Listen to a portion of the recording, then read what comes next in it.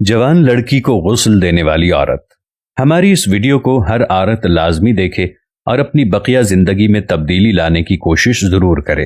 اللہ کریم آپ سب سے اور ہم سے راضی ہو۔ اس کہانی کی راویہ ایک خاتون مبلغہ ہے جو کہ قصیم شہر میں غسل میت ڈپارٹمنٹ میں بھی رکن ہے۔ وہ کہتی ہے کہ کسی مدرسے کی مڈل لیول کی ایک طالبہ کا انتقال ہو گیا۔ اس بچی کی عمر ابھی تھوڑی ہی تھی۔ وہ جوانی کی دہلیز پر قدم رکھ ہی رہی تھی۔ اس کا نام نوف تھا۔ جب اس کی وفات ہوئی تو اس کی ماں اور بہنیں اسے میرے پاس لائیں تاکہ میں اسے غسل دوں اور کفن پہناؤں۔ صدمہ غم سے اس کی ماں کا رو رو کر برا حال تھا۔ وہ اپنی بیٹی سے چمٹی ہوئی تھی اور اس سے جدا ہونے کا نام ہی نہیں لے رہی تھی۔ میں نے بڑی مشکل سے اسے علیحدہ کیا اور غسل خانے کا دروازہ بند کر دیا تاکہ اسے اچھے طریقے سے غسل دے سکوں۔ میں نے جب اس کے چہرے سے کپڑا ہٹایا تو میں ششدر رہ گئی۔ اللہ کی قسم، اس کے چہرے سے نور کی شعائیں جیسے اٹھ رہی تھیں، جیسے نجف کی خوب تیز روشنی ہو۔ میں نے اس کے نورانی چہرے کی تابانی دیکھ کر ورطہ حیرت میں ڈوب گئی۔ میرے پاس غسل کے لیے بھی جو لڑکیاں لائی جاتی تھیں ان میں کچھ نارمل کیفیت میں ہوتیں، کسی کا چہرہ مرجھایا ہوا ہوتا اور بعض سے ناگوار بو محسوس ہوتی تھی، مگر اس لڑکی کا معاملہ الٹ تھا۔ اس کا چہرہ تو روشنی سے دمک رہا تھا۔ دوران غسل میں نے دیکھا کہ محسوس ہو رہا تھا جو اس کے دائیں اور بائیں ہاتھ کی شہادت کی انگلی بھی اٹھی ہوئی لگتی تھی، جیسے تشہد میں اٹھائی جاتی ہے۔ میں نے کہا ہو نہ ہو یہ ایک پاکیزہ سیرت لڑکی ہے جسے اللہ نے اس کے کسی عمل صالح کی وجہ سے عزت و تکریم سے نوازا ہے۔ مجھے اس کی خوش قسمتی پر رشک آیا۔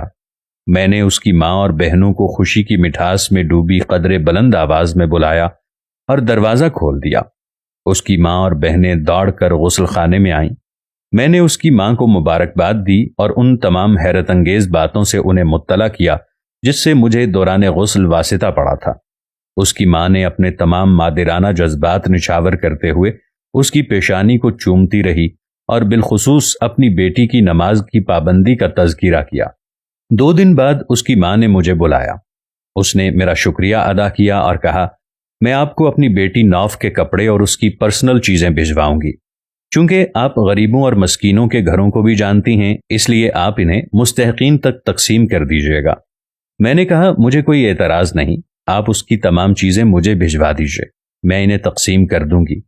جب اس کی اشیاء میرے پاس پہنچیں تو وہ 4 کارٹن میں پیک تھیں۔ میں نے پہلا کارٹن کھولا تو اس میں اس کے نقاب اور عبایا تھے۔ وہ سب کے سب لمبے چوڑے اور ڈھیلے ڈھالے تھے، نہ وہ تنگ تھے اور نہ ہی باریک اور نہ چھوٹے۔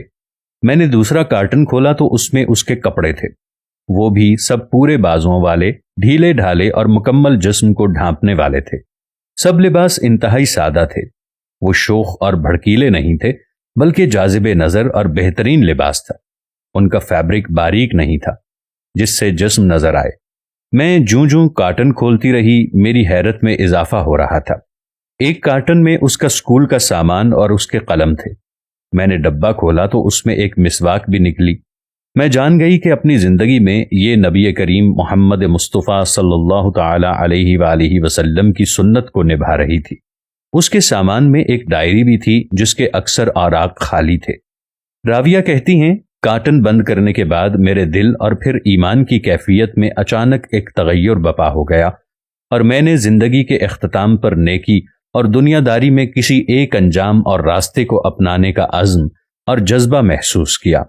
میں جلدی سے اپنے کپڑوں والی الماری کی طرف گئی اور میں نے اسے کھولا اور وہ تمام کپڑے نکال باہر پھینکے جو تنگ تھے یا باریک تھے یا چھوٹے بازوؤں والے تھے۔ میں نے اسی لمحے اپنے آپ سے وعدہ کیا کہ میں آج کے بعد حیا اور حجاب قائم رکھنے والے کپڑے پہنا کروں گی جیسے نوف پہنا کرتی ہے۔ میں نے اس کی ڈائری کو اپنے پاس رکھ لیا کہ میں اس میں سے اپنے لیکچر لکھا کروں گی جو مرحومہ نوف کے لیے صدقہ جاریہ بن جائیں گے۔ مبلغہ کہتی ہیں میں نے نوف کو فون کیا اور اسے ماڈرنزم کے دور میں بھی اپنی بیٹی کو مکمل اسلامی لباس پہنانے پر مبارکباد دی۔ اس کی ماں نے کہا کہ اس کے اندر ایک اور بھی ممتاز خوبی تھی کہ اس کا دل ہر وقت نماز سے لگا رہتا تھا۔ جو ہی مؤذن اذان دیتا وہ تمام کام کاج چھوڑ کر فوراً اپنے رب کے سامنے سربسجود ہو جاتی۔ اللہ نوف اور اس جیسی تمام عورتوں پر رحم فرمائے جنہوں نے زمانے کے چلن کی پرواہ نہ کرتے ہوئے اپنے رب کی خوشنودی کی خاطر اسلامی تعلیمات کے مطابق لباس پہنا اور اللہ کے احکام اور سنت کا دامن تھام کر رکھا۔